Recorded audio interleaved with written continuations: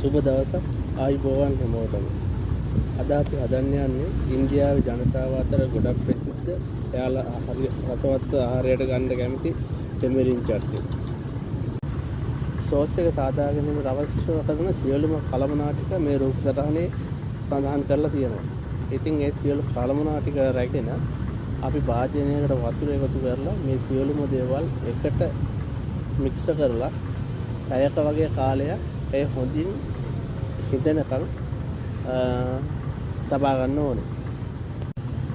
ඉතින් සෝස් එක හොඳට හිඳිලා උකු ගතියට ආවට පස්සේ ඒක ලිපෙන් බාගෙන හොඳට පෙරා ගන්න ඕනේ. පෙරාගෙන ඒ ආහාරයට ගැනීමට සුදුසු වෙනුවට